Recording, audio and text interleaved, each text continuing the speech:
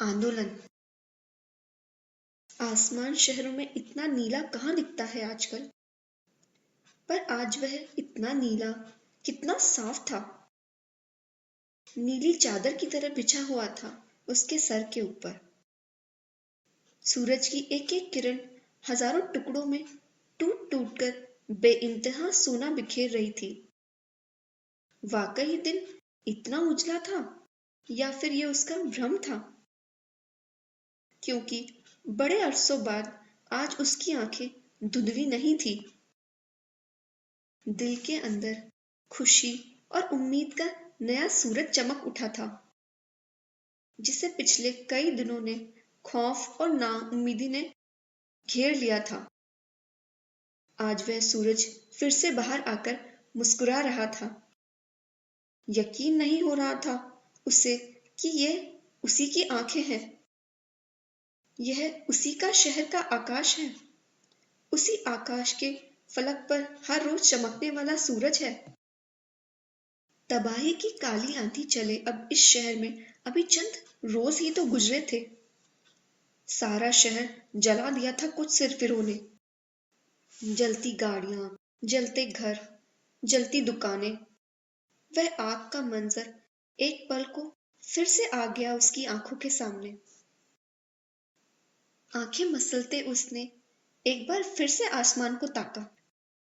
बुझा हुआ सूरज ले गया कुछ बदरंगी यादों को पोटली से निकालकर। कुछ दिन पहले वह सो रहा था हर रोज की तरह चैन से। रात में कुछ घंटे ही तो मिलते थे उसे अपने शरीर को फिर से दुनिया की जंग में हर रोज तैयार करने के लिए। परिवार से दूर अनजाने शहर में रोजी रोटी के लिए मजदूरी करने वाला मजबूर या दिहाड़ी मजदूर। जब पिछले साल गांव में बाढ़ आई, रहे सहे रोजगार के सारे साधन, घर सब बह गया, तो अपने कई गांव वालों के साथ चमकीले शहर की ओर बड़ी उम्मीद से आया था वह। मेहनती था, मजदूर का काम किया, फिर चौकीदार बना। अभी 2 महीने पहले ही किसी तरह पैसे जोड़कर उसने एक ठेला खरीदा। फलों की ठेली लगाता था वह। जिस रोज यह सब हुआ, उस रोज सेब और काले अंगूर से लदालद भरी थी उसकी ठेली। पिछले 2 महीनों की कमाई का निचोड़ उसके बहुमूल्य सेब और अंगूर थे। उस रात का सपना बहुत मीठा था। अपनी 3 साल की बेटी के लिए नई फ्रॉक, बीवी के लिए नई साड़ी पसंद कर चुका था वह। बस इस महीने के आखिरी में कुछ पैसे के साथ यह सब भेज दूंगा, सोचा, और अपनी छोटी छोटी खुशियों के साथ गहरी नींद में सो गया वह। पर यह क्या, अगले दिन की अलसाई सी दोपहर में यह इतने सारे लोग कहां से आ गए। जल्दी जल्दी सबकी दुकानें बंद करवाई गई। एक भीड़ बढ़ती जा रही थी उसकी ठेली की तरफ, उसके सेब अंगूर की तरफ। भीड़ जिसका कोई चेहरा नहीं होता, जो खुद को एकदम बहुत ताकतवर मानने लगती है, जिसको आसानी से गुमराह किया जा सकता है, जिसको आसानी से हथियार बनाया जा सकता है। वह नंगी तलवार से भीड़ काटती चली जा रही थी, जलाती जा रही थी अपने सामने रास्ते में आने वाले सभी को। उसकी समझ में कुछ भी नहीं आ रहा था। अपना एक एक सेब अंगूर नीचे गिरता देख उसका दिल चीख चीख कर रो रहा था। उम्मीदें टूट रही थी। उसने उस नंगी तलवार का विद्रोह करना चाहा। उसे उठाकर वहीं पटक दिया गया। गांव में पानी से बाढ़ आई थी और आज लोगों के पागलपन की बाढ़ है यह, जो एक बार फिर उसका सब कुछ ले जा रही थी। मकसद क्या था उस भीड़ का? सुना उसने उस भीड़ को चिल्लाते हुए, हमारा हक दो, हमारी मांगे पूरी करो। कुछ आकर्षण या फिर आरक्षण जैसा कह रहे थे लोग। वह गंवार, नासमझ, अनपढ़ क्या ही समझता। इतना समझा कि भीड़ जुटी है नंगी तलवार बनकर उस जैसे लोगों के सपने को काटकर अपना हक लेने के लिए। बहुत अच्छा है, यही तो तरीका है। जब तक तलवार नहीं चलेगी, कोई लहूलुहान नहीं होगा, आग नहीं जलेगी, घर नहीं जलेंगे, किसी के सपने नहीं टूटेंगे, गरीबों की जान नहीं जाएगी, तब तक कैसा आंदोलन? शांति से किया जाने वाला भी कोई आंदोलन होता है?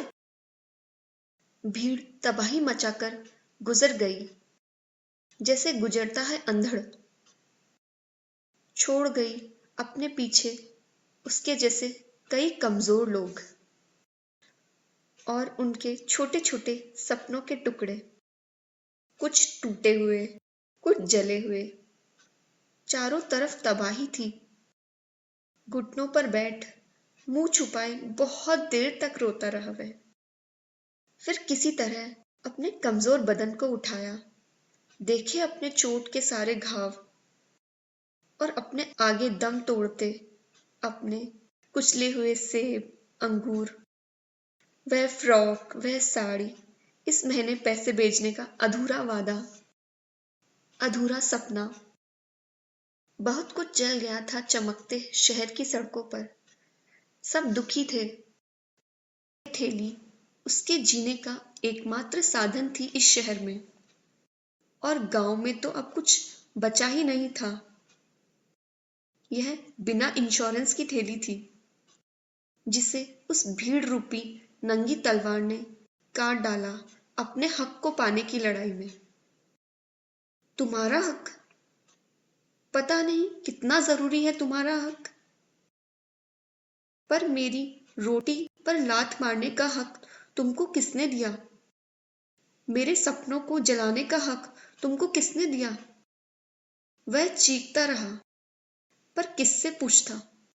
आखिर कौन उसको जवाब देता? अंधी, बहरी, बेशक्ल, बेवजूद भीड़ से, जिसको इस्तेमाल कर खेल खेलने वाला कोई और ही था। उस दिन आकाश में सूरज भी काला हो गया था। आज का खुशनुमा दिन, पर वह कल था जो बीत गया। बड़े लोग, अमीर लोग हौसले, पॉजिटिविटी, सकारात्मकता की बातें करते हैं, भाषण देते हैं, पैसे देकर मोटिवेशनल स्पीकर को सुनने जाते हैं। पर आत्महत्या भी सबसे ज्यादा ऐसे ही लोग करते हैं। जिगरा बड़ा तो गरीबों का ही होता है, जो बड़ी से बड़ी मुश्किल को भी झेल जाते हैं। खोने के लिए जब ज्यादा कुछ नहीं हो तो फिर कितना आसान हो जाता है सब कुछ। बहुत आसान हो जाता है गिरकर उठना। आज बहुत दिनों बाद सुबह हसीन, दोपहर अलसाई सी और शाम रौनक सी थी। आंखों में पानी का धुंधलापन नहीं था। शायद इसीलिए आज आसमान इतना साफ, सूरज इतना चमकता हुआ दिख रहा था। बहुत दिन लगे थे इस शहर को उस सदमे से उभरने में, पर अब वह भीड़ नंगी तलवार की तरह वापस आंखों वाले इंसानों में बदल गई थी। लोग सब्जी, फल खरीदने निकले थे, मोल भाव भी कर रहे थे उनके सेब, अंगूर के लिए। बहुत खुश था वह। सब कुछ भरा भूरा सा था आज। दिल उम्मीद से भरा था, सड़क लोगों से, उसकी थैली सेब और अंगूर से, और उसका झोला फ्रॉक और साड़ी से। पर पिछले कुछ महीनों में जो अधूरा हो था वह था उसका बदन, जिसमें अब बस एक ही किडनी थी।